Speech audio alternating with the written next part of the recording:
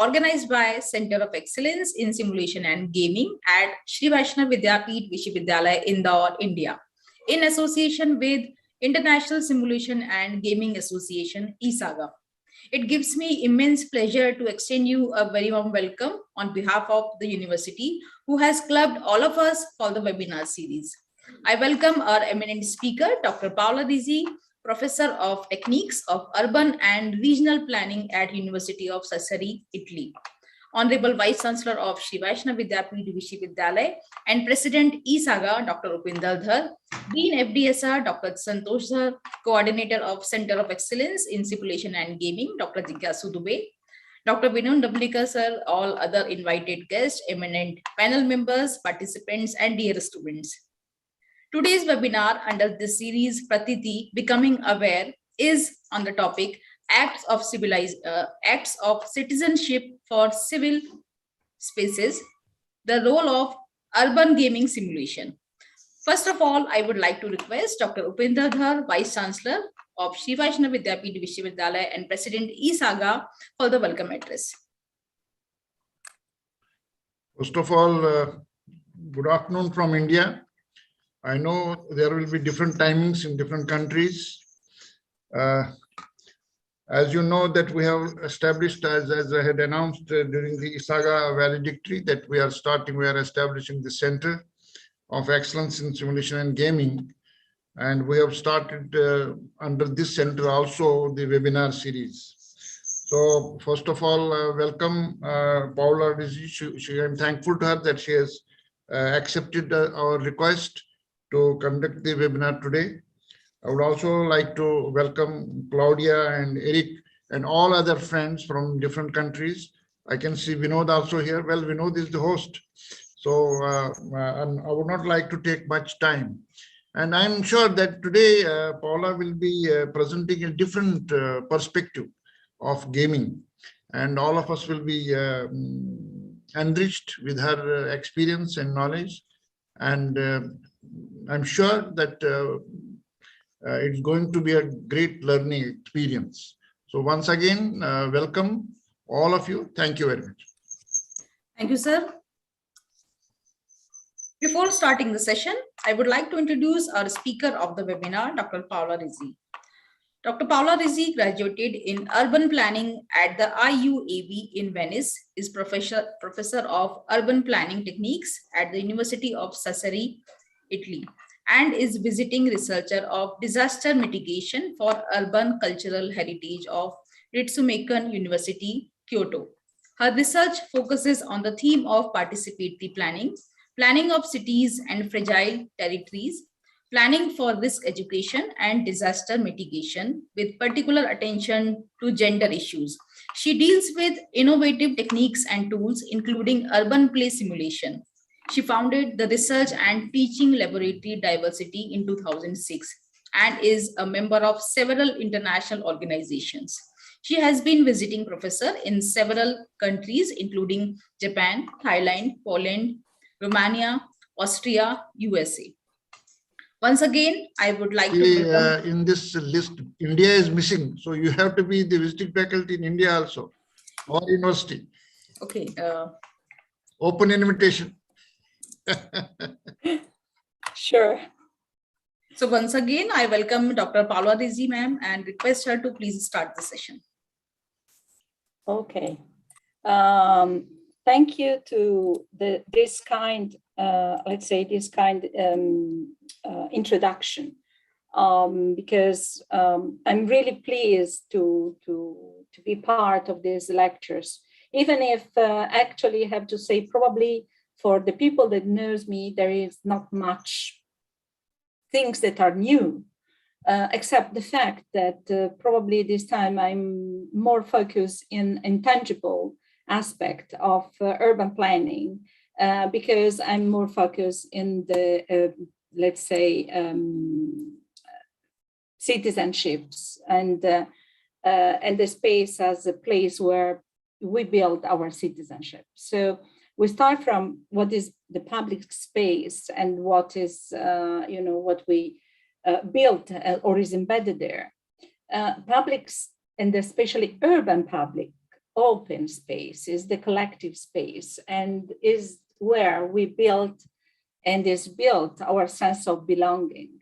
And this sense of belonging could be related with different aspects of our life, from the one that, we criticize, or we want to be more part of what is our leisure time, or what is the time that we spend with common or collectivity. This is a space also where we spend, let's say, as urban designer, we spend a lot of time in order to create conditions that enhance, allow, stimulate, push this sense of belonging, and also this sense of community in the space. I have to say, not always we are so successful, because it doesn't matter on the form or the shape of the space, it matters on the people. And this also matter about what the functions are put into the space. This is one of the most worldwide piazza of Italian, the square of the Italian city that everybody knows, because in Tuscany, the city of Siena, of Palio, and is also a place where ambiguous and rather debated event took place, that is the so-called Palio. And but despite the fact that we have all, let's say, objection to it, personally I have, it's true that this is the place where the community built up its own pertinence, its own belonging. But when we talk about space and public space, we have to think also who is left behind us. And these are two images from Torino in the Piazza Palazzo Reale, that is one of the most important main square in Torino during the pandemic time into 2020. And you can see here that the homeless, the displaced people, at the beginning of the lockdown, just found there a place where to stay. Just in front of the shops, etc. And it became a sort of out of ordinary city, out of ordinary public space. And then these people during the lockdown was displaced and put in another site. But anyhow, it was a crucial moment to understand the public space. So what is most important to build up?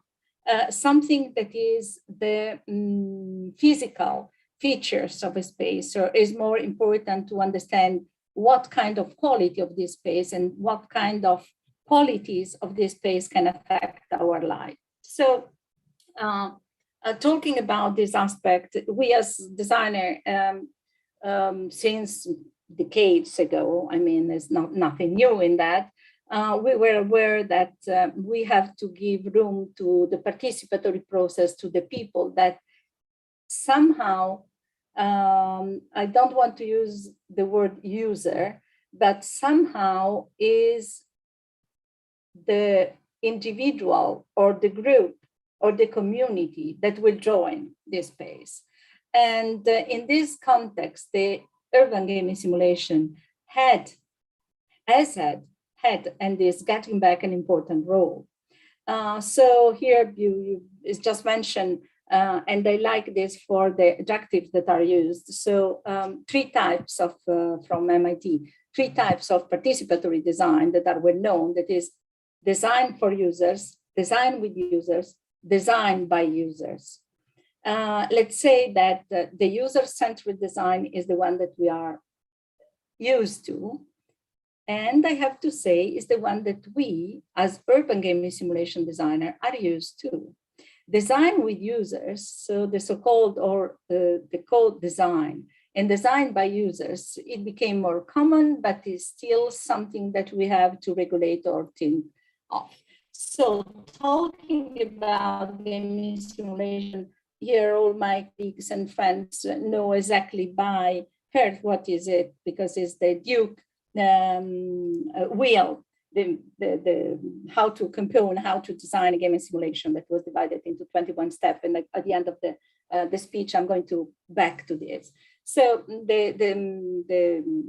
quotation here from by Dick is that is talking about the scenarios that can depict different courses of actions. Various decision makers, this is important, would be represented by humans acting out significant roles and by acting out what-if situation alternatives. This is the most important statement, in my opinion, in this quote. So if we talk about, again, it's just to refresh this, it's not a pretension to give you a lecture of what is my opinion and my perspective and view of urban gaming simulation and gaming simulation in general, but just to refresh what I'm thinking and how I organize my knowledge in urban gaming simulation. I use this kind of classification. Everybody of us has his or her own typology of classification of games. But for me, this is quite important to understand that when we talk about gaming simulation techniques, we are talking about something that is a balanced, really well-balanced mixture of role, simulation, and the game. So if we move or we shift more to weight more, for instance, game, or to weight more simulation, or to weight more role, we have different kind of tools that are always games or artifacts that we can call games, but they're not gaming simulation anymore. One example of gaming simulation that I think Eric Kreske also played at least once in Venice, probably, was New Wave, that is a game about Venice. Why I'm starting to use again it? Because after 22 years, what we designed as the possible future of Venice became reality in the worst way. So when this is what, let's say, if we play the game using just the software and looking to the end of the scenario without many interaction by the player, and this was not we played during the physical actions and session with the game, because when we played it, normally the intervention of human being lowered down the more important impact of the actions in the city. So the result of the scenario that is obtained by the interaction of the human being with the, let's say, the software was more reasonable, was more optimistic. The truth is that the designer of the game, probably, and I'm one of the designer, we had a clear vision of what could happen, and what happened, it was what is Venice right now. If you have never been there, is a new Disneyland. So what is, when we talk about urban gaming simulation and I use gaming simulation, the word future is quite important. The word point of view is important. The word listen is important. The word understanding is important. So it's not because we are going to build up some utopia with a gaming simulation, but because we are building and structuring a possible dynamic future. So there is no rigidity, no specific behavior when at least not so specific as we wish, let's say, to have as much as freedom for the players. And when we use gaming simulation, I often use this kind of picture where gaming simulation is like played in a sort of a cloud. This is because all the actions, the atmosphere, the result, the impact, the players themselves, they are not predefined. They are not, let's say, somehow outlined in a specific and rigid way. This is why there is freedom in a word, a certain grade of freedom in the gaming simulation. And one of the exception of that I introduce when I design or I use gaming simulation is to shift a bit between, two different techniques. One is the role play and the other is the case study, because they help us according with the goal that we have as a designer, as a urban designer, planners, and as urban gaming simulation designer, to focus more in the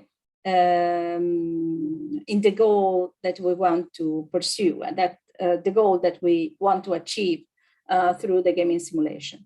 So the role play, everybody knows what is a role play. The case study usually are used in all the field of and sciences, so I'm not going to explain what they are, but I underline only the ones that are in the yellow boxes. So the role play is, allow you to observe yourself, to watch the other people's behaviors and actions, and watch the world in general and social life in particular. Meanwhile, the case study help you to, or support you, the identification within specific roles or people, the person, and let's say, make you understand what kind of dynamics you are talking about, and also what is most important for me in the case study, there is a clear separation between what is theory and what is some of generalization. So this is the, let's say, the flow that I'm using to understand how to design, but also how to explain urban gaming simulation design to my students. That is, use it as a sort of tool to understand problematic, to analyze unclear or let's say not so complicated and complex situation are the urban systems are by nature. And there is one thing that if you use it in a sort of, I don't want to say eco-design, but is during the session of gaming simulation, you leave room for the players to design some part of the game that allowed you to explore possibilities that you didn't think about when you designed the game. And it helps you and the others to understand the complexity. Urban gaming simulation, sorry, it's a lapsus.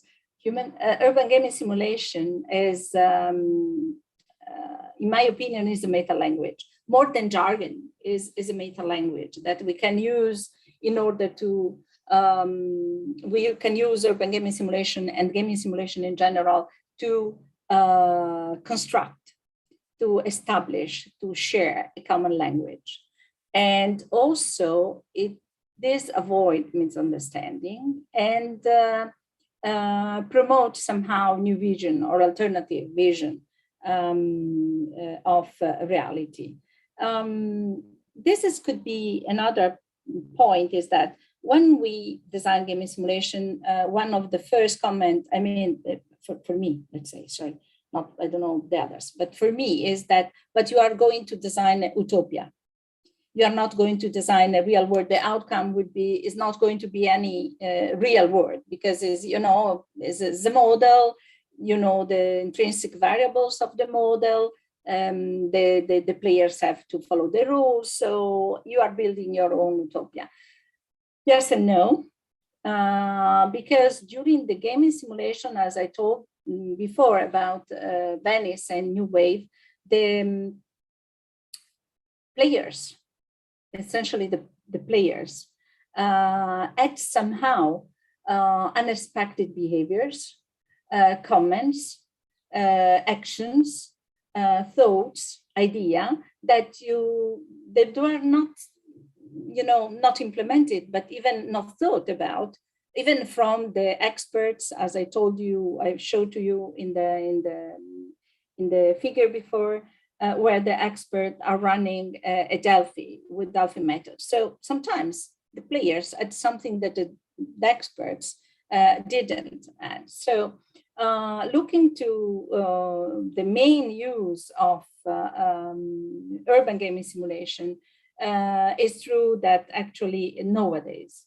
everybody, there is no a single lab in the world. Actually, there are no single association, no single person that is working with the citizens realm or in the civic something actions or the active citizenship that is not, or urban design that is not using some kind of games. This is really, this is, I think, it's not the first time that I say that, but especially in the last 2 decades, I think that it's quite important to understand what is the use of gaming, urban gaming simulation, a proper use of it, especially in citizens' participation, because otherwise, probably it will happen to you, like to my colleagues, you are just called because there is a gamification word in a project, or there is something, just come and do, think lighter, because the participants, is so thought, so weird, the argument. So through this technique, we can, let's say, lower the conflict, or we can enlighten people. So this is not exactly what I aim to do. What I aim to do is to work and to announce a real participation. And the real participation started, as I said before, from sharing a common language. And sharing a common language is really difficult when you are an expert and the other are, let's say, non-expert. Doesn't mean common or not common. They can be a Nobel Prize, but they are not expert in your field. This is quite important, what I'm saying, because there are different levels of participatory planning, as there are different levels of co-design and co-planning, and that implies different level of, let's say, information, communication, and blah, blah, blah. And also there are different tools in education and social engagement, but they are sharing a common thing. And this one is exchange information. So this is one of the things that I'm really care of, and I'm really careful about, because there is always an imbalance between the interlocutors in a gaming, in a planning process, or in the gaming design. And exchange information in such environment can be an obstacle. So when we talk about urban, I just put here some definitions that are taken from dictionary. It doesn't matter. It's not important where they are from. What is important is just to go to the root of the meaning of the term. So we use urban, and what I like to underline always is that of course, as adjective, we say that is characteristic of city life, pertaining to cities or town, and is a word that came. I'm sorry for the audience that is not from Western culture, but in the Western cultures is quite understandable what is the meaning of urban, because is let's say it comes from the Latin word that is urbanus, and urbanus is something that it pertains to the city or city life, and the city is by excellence the city of Rome, that is the urbs. And it's quite interesting that we change looking through the definition, that we use two different words: urban, that coming from herbs, and city, that is coming from civis. So the sense of citizenship, that was to belong to the city, was used by let's say by the word of civitas rather than urban.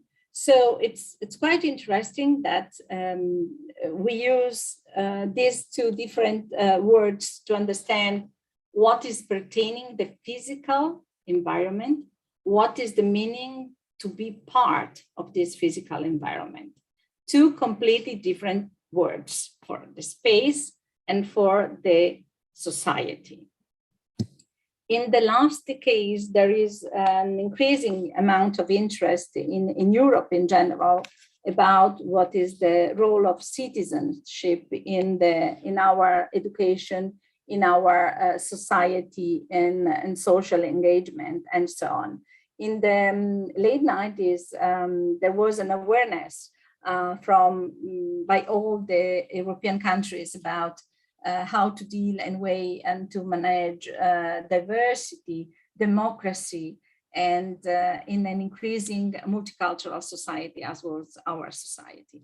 In 2010, we adopted the European Charter on Education for Democratic Citizenship and Human Rights Education. And by this charter, the member states have committed themselves to offering to each person in their territory the opportunity to educate about citizenship and human rights in order to promote democratic value. Within this frame, that means, in a word, to improve the responsibility, we see it as a sort of chance to increase also the bottom-up approach.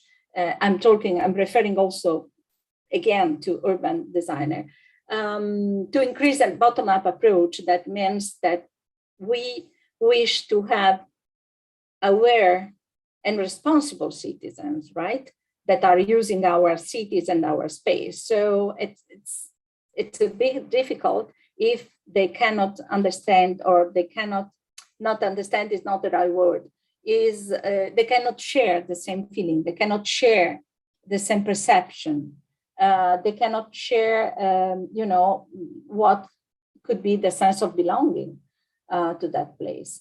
And this is really delicate matter, because there is, just so to shift from a really ambiguous, ambivalent argument. But anyhow, just thinking about how we use urban gaming simulation, we use from individual to the mass group, large group.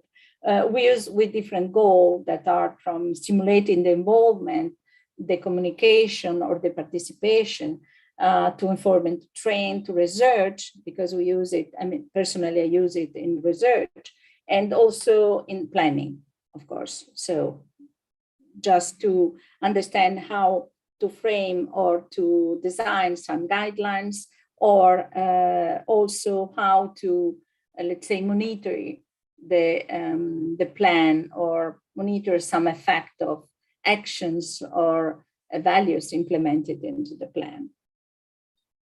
I'm going quickly to this because I already presented to you, but it's a case study that I'm really fond of, because not because it's the only one, but because it's emblematic, it's iconic example of what I mean when I'm talking about acts of citizenship in order to build an urban space.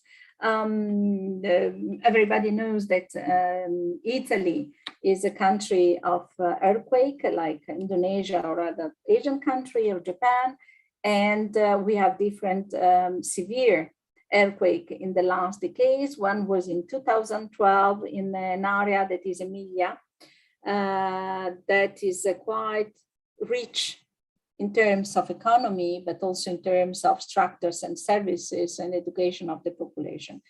And what I'm going to talk is about this case of this small town that has not more than 11,000 of people, but has an economy that is quite important, and also has a tendency, a trend that is far from the trend of the other Italian cities, because it was in demographic growth. It is after 10 years, it is again. So this earthquake destroyed the public space, and this is a typical what is called red zone, red areas that are not accessible to to the people after an earthquake, because the damages are so big. And you can see the shape of the city. You can see that there is an axis that is crossing in the center of the city. That is not exactly the center. It's a sort of, let's say, of open system space, public space there. And you can see how is shrink the forbidden areas is shrinking, and then people start to go back to walk and work in the city center. But every trauma like earthquake or this kind of disaster produce a sort of loss of identity, because you have a disorientation that is produced by the sisma. I'm talking, I mean, by personal experience. And this lack of, let's say, this sense of disorientation, and also the fact that you're lacking your identity, is given also on the fact that you have no access to the places that somehow represent for you the core, the heart of your community, for instance, and the place where you go daily. And this is one of the reasons. This, in this diagram, you'll see we define different targets, and we ask and interview the people in order to understand which was the space that they use mostly and how, etc. So the main use was the main square.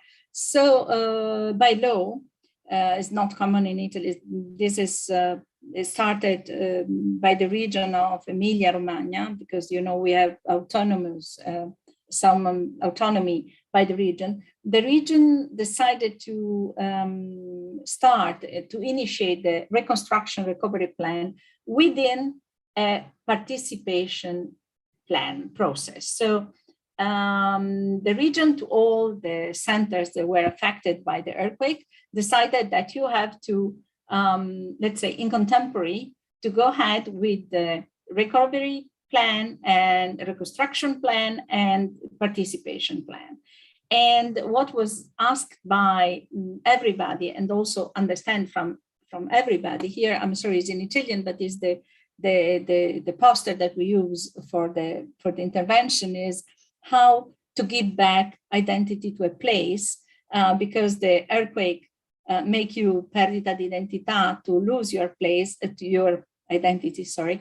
And then how it could be this point, the point not only of the recovery, but also a point where we can learning if there is any degree of resilience, and therefore to increase this level of resilience for the further one. So this was the pilot project, how to regenerate, revitalize, reconquer. We use the word reconquer the public space and identity after the earthquake. And we started from public space. The spaces, and again, we start again from squares.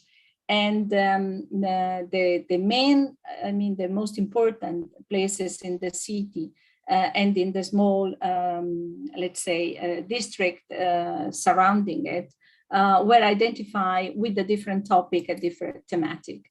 And so that was, quite important, because this reconstruction plan it became not only a physical plan, but it somehow it was a sort of healing plan also for the post-trauma. So that was the area and the urban regeneration plan. Then, as I told you, we start to understand how the places and spaces were used and what kind of spaces there were there. This is not my work. I mean, as a supervisor, but not, and the expert that is involved in the work. But 7 years ago, Margherita Chiappe, that she's an architect, quite successful now, worked for her master diploma. So we identify all these kind of links and identify how to put these links on the space. And among different projects that came out, the one that I'm really fond of, because, and I said, it's not because it's the only one, but it was really clearly, you know, from the beginning to the end. So it shows the potential of the use, is that I'm not going to them because I wrote about it, and just giving you some idea. There was a school that was completely destroyed. After the reconstruction of the school, they rebuilt the school, but this was the common space of the school that was facing a part of a public park, a municipal park. So one of the elements that when we were called to work with the school there was to identify, there was only one tree that was in the front of the collapsed school that survived. So the kids identified, the children identified it as a symbol for the reconstruction. It's not because it was our, you know, idea. So we start a long process. It's not a small process because it requires time. We implemented this into the program of the schools, but we don't have only the work with the, you know, with the schools, but we have also the work with the families. We met the parents, we met not only the parents, we met the community and so on. So it was really a process of involvement and attracting into the participatory, co-participatory design, because this was really co-design of a space from the final user to the user, I mean, indirect user of the space. This is another way how we understand what at the time the kids were used as a playground, the parking areas, of course, and the green areas. Meanwhile, they went before to the main square and at homes or in different areas. So I use my game, my game and Beniamino Sidoti game, that is the City of Emotion. And it was quite easy to use because it doesn't require anything else than pencil and papers. We moved from city to park of emotion, and then we work with the kids in order to understand the feeling, the composition of different corners of their feeling, the discussion and the evaluation of the map, etc. So we the first phase that was working in emotion was to understand also not only their relationship with the space, but also how they perceive that space after the reconstruction, or they could perceive the space after the reconstruction, then how they would like to put all these things together. Some of you already listened to me maybe several times telling that I was not surprised. I have my own child, but I was not surprised that they were creating a corner for a boredom. They were creating a corner where they can do nothing. So the every kind of activity, just look at the sky. And it was for me really interesting this, especially as a sort of healing place, understand that sometimes people, not only the children, people need to have a space where you do nothing, you have no stimulus at all, and you have the right to be bored. So we found the most suitable solution. So we discussed about it, and we had an urban picnic. This is the main square at the time, Piazza 24 Maggio, where, you know, they have a day with the families, with the people that were passing by. At the end, they decided about the name of the park. And what is important is that they follow all the steps of the realization of the park. And here I didn't mention that the designers, in my opinion, were really open-minded and really good, because the first time that they present their own design to the kids say, no, too much of this, too much of that. We don't like it. We don't like that. We want these trees. We want a house on the tree. And then, something other things. And they were really good because they were listening. Then they follow the process. We present to them the result. Some of the, like the benches here or other furnitures of the park were designed with the kids. And actually they are in production. So the companies just gave for free to the kids, and they are producing that kind of features. So another thing is that this was not a sort of process or guidelines that were co-decided. It's not a matter only of co-design of this space, but it was also a way how to start a process of generic or general guidelines that you can offer in other situation like this, or how to work in this situation like this.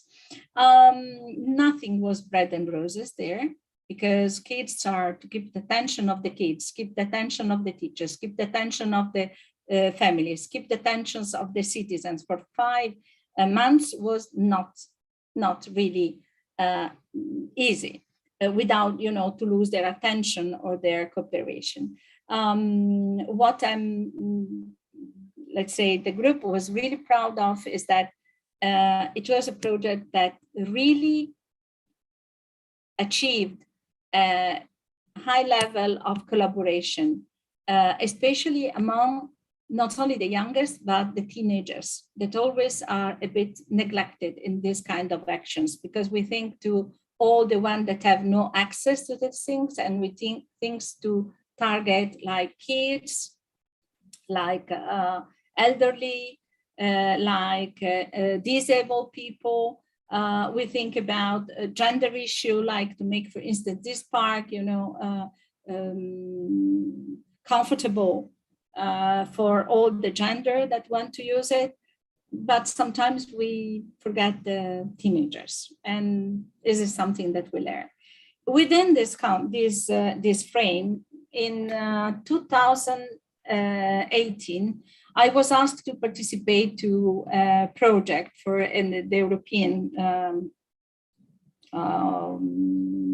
within the frame of, I forgot, one of citizenship or something, European field of research project. And I was asked again, okay, your role and your team can design a game, to make the subject really funny for us. And the subject was not funny at all, because the subject of the project was the citizenship and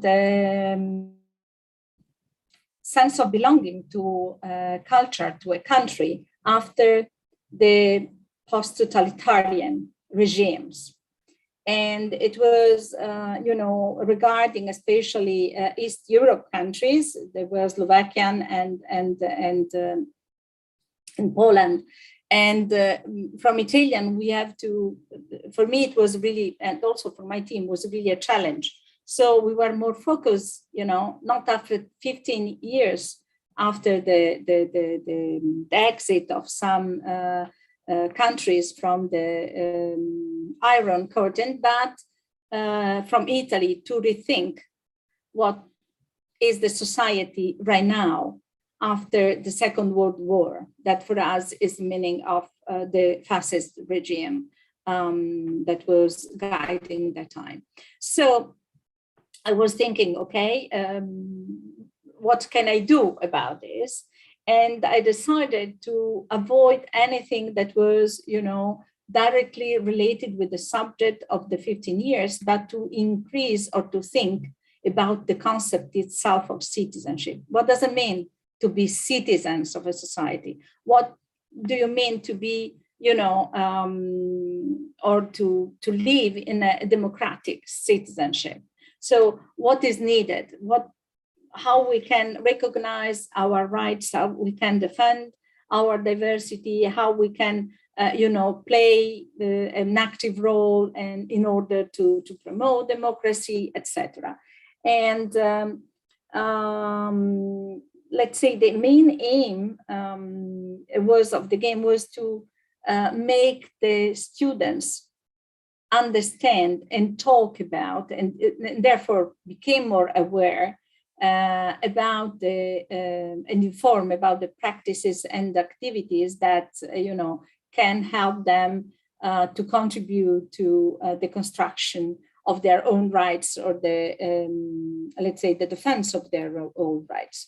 And also it's thinking about a citizenship, or the concept of citizenship, but it was not only like that.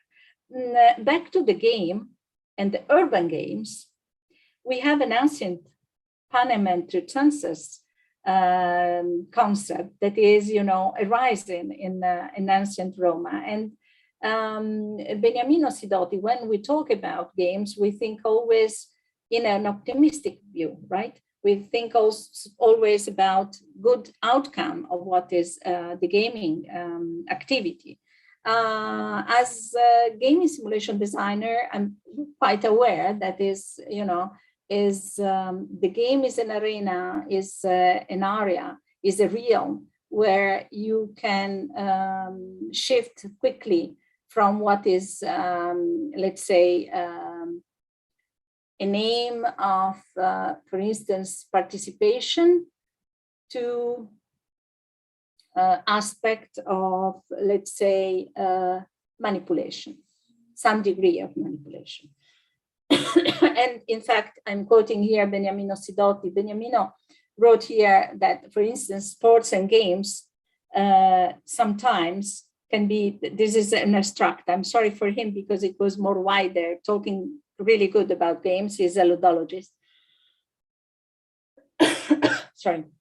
But these sports and games are a propaganda tool, good for any dictatorship. So like, parades and winners, emphasize victories, precocious stereotypes, and so on. And there is always another aspect that I found sometimes a bit disturbing when people say, oh, we rule the game rule of this, or to think about the rule of the game as a rule of society. So this is the worst aspect, the worst side when we use in this way and manipulate in this way games. And but it's not in our case because sorry.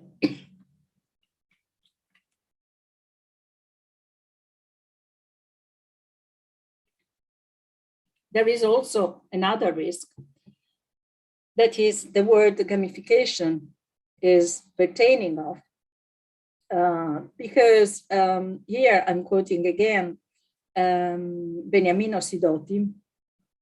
There is a sort of, let's say, system where everything is quite understood as score, objectives, price.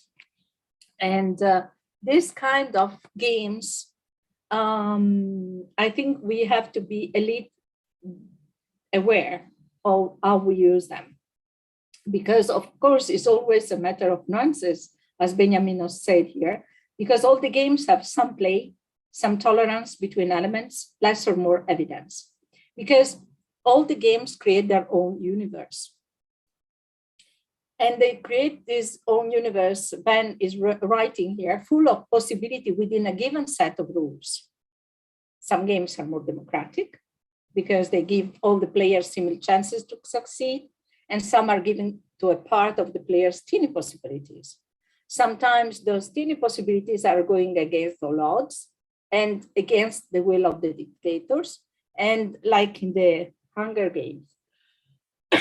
So what is important is that the games are there to explore possibilities, whatever they are, whatever is their nature. And this is the most important feature for the game. And through these possibilities, we experience that fact that in another world are not possible. If I was showing to you 2 years ago, I mean, at the end of 2019, probably this kind of representation, probably you will say that we were crazy, what we were thinking of. And this is the way how we are forcing yourself, putting ourselves in the last 2 years, saying a word that I don't like because we talk about social distance. Distance is a safe, but is not social. Is a safe distance. So we have to talk about safe distance, not social distance, because distance is asocial. So to put us in a distance, and the game themselves, it cannot be put into such kind of distance. It put together, so it decreased the distance, it lowered the distance, it shortened the distance between the players for its nature. So let's say it's quite important to understand this kind of game today. So when we thought about this citizenship, and as I told you, I decided not to talk about regimes, not to talk about history, but to talk about citizens and participation.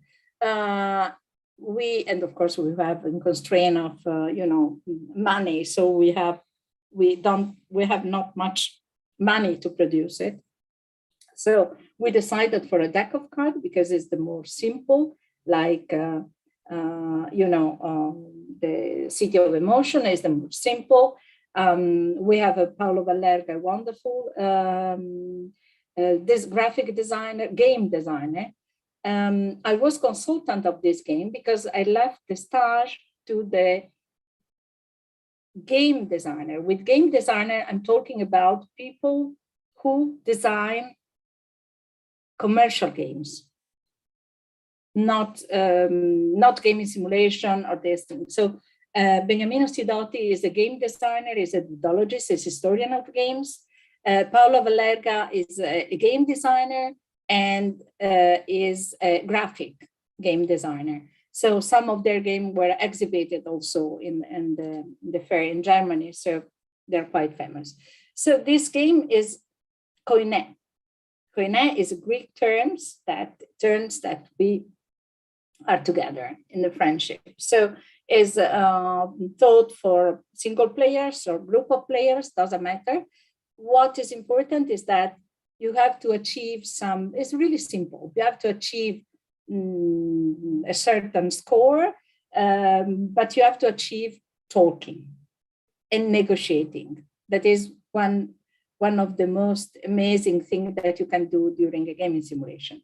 There are roles that are, let's say, iconic, but it's difficult to identify with the specific nature of person, like an environmentalist, a globalist, human rights activist, an hacker, animal rights activist, human rights activist, and the hacker, and the pacifist. So we decide for social different roles. And let's say the game itself is taking into account in a simple but really, efficient way. So far we are testing it. We are still in the phase of testing it, but it seems that it is working quite well to make explicit what is the concept of citizenship. In Thailand here, the gaming simulation started 7 years ago with a big project that my colleagues here probably never heard about because it was probably it was even not presented in the last Izaga in previous years. Is a project of the Faculty of Learning, Science and Education. And They started with the two main issues that was design games, redesigning society, a program that started from 2016 to 2021.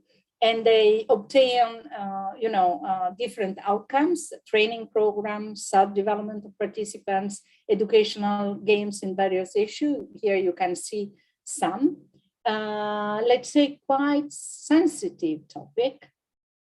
For instance, one of the game is used for the pregnancy of teenagers and other topics. There is a new project that is coming that is more close to my field, that is the Clean Energy Teacher Showcase.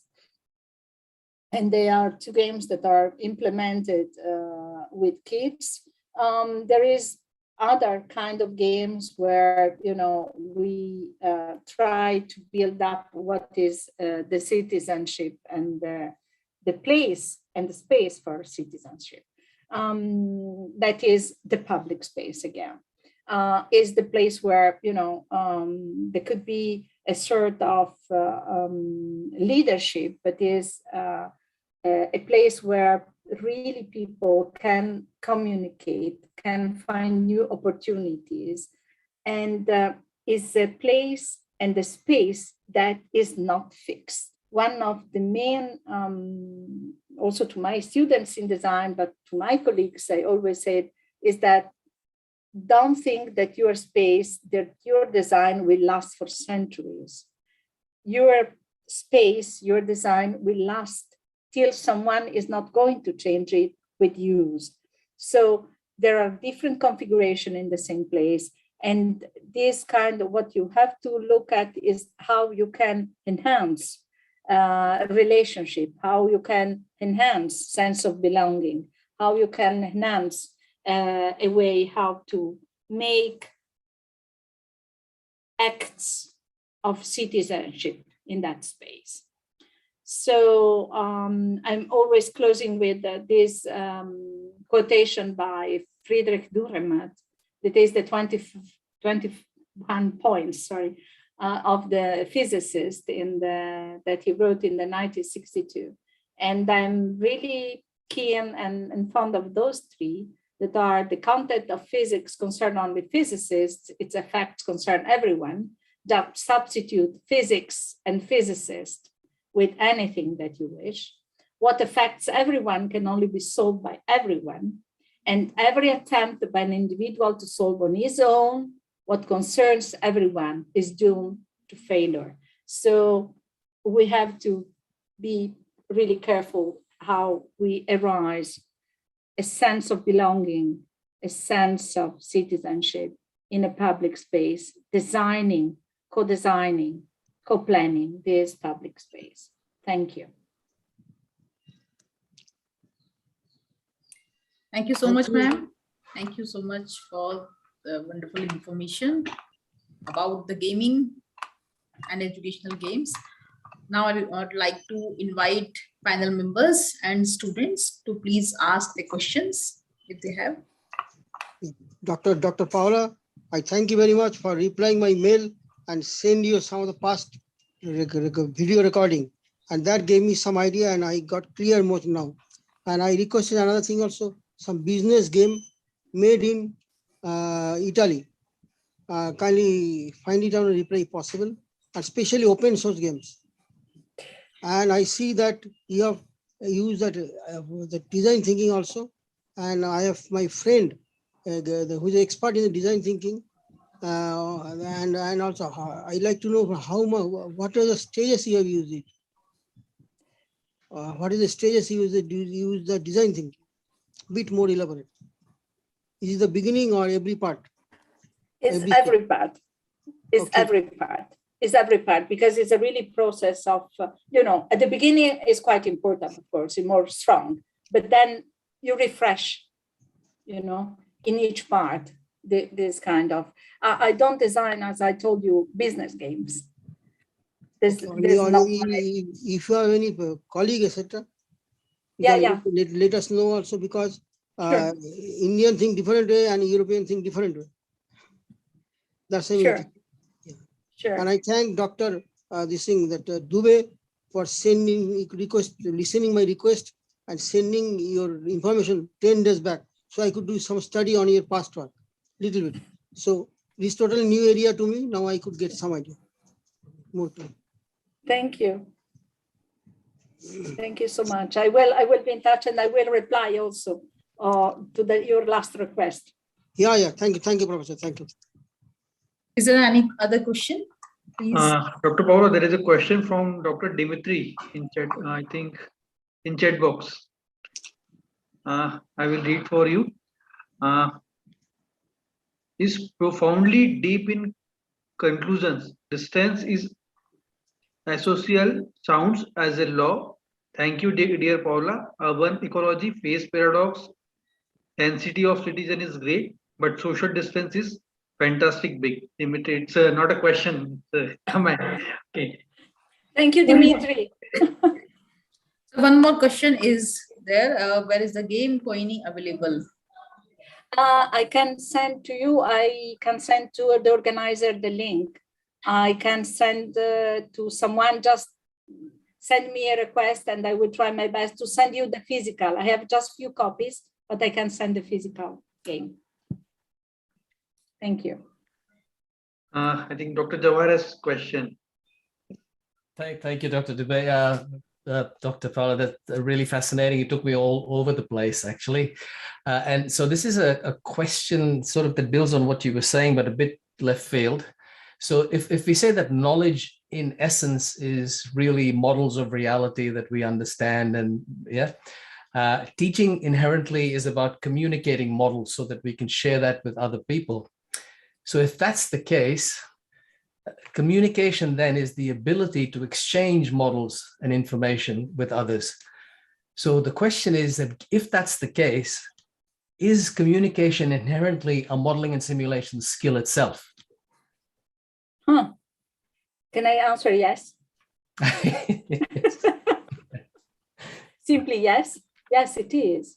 I mean, if you look to this, when I say that I'm teaching, of course, so I'm a teacher, and then my big challenge is how to teach some skills and hidden knowledge. It's not, the formal skills, but hidden knowledge or abilities to my students. So how to share with them this. So it's a matter of communication for sure.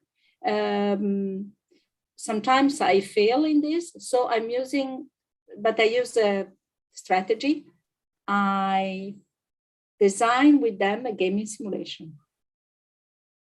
So it's the way to interact for me and communicate in a different level. And they understand what is the model behind some thoughts. Yeah, no, thank you. I think that's what's really, that was the insight, is that really inherently communicating is about modeling and simulation. Yeah, and how we share that stuff. So, sure. Thank you. Thank you for the question. Okay, I think we have covered all the questions. Now, I would like to request Dr. Jigyasu Dubey, coordinator of Center of Excellence in Simulation and Gaming, to propose the words of thanks. Thank you, Dr. Wali. First of all, I would like to give our special thanks to Dr. Paula for accepting our invitation to be the speaker of today's webinar under the series PRATITI Becoming Aware. And it is a pleasure for all of us to listen to you, Dr. Paula. It was an amazing session indeed. I am also thankful to Dr. Upinder, the Honorable Vice Chancellor, for the mentorship and extending the supports.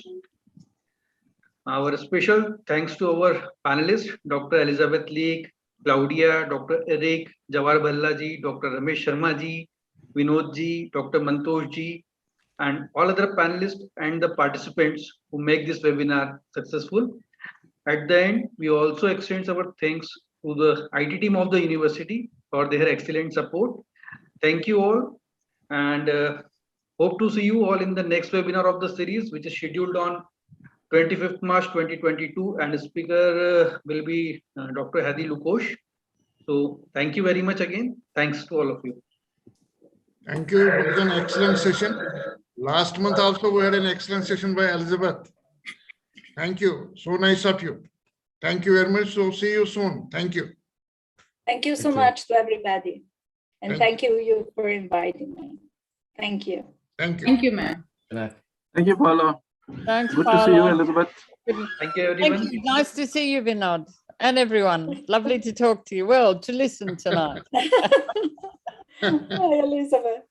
Hello, Paula. I really loved your work. Thank you. Good Claudia, night. hope to see you again. Paula, are you going to Boston? No idea. I don't think that I can. It For will the be reason hard. that, yeah, no. Yeah. Okay. Good night. Thank you, Okay. everyone. Bye-bye.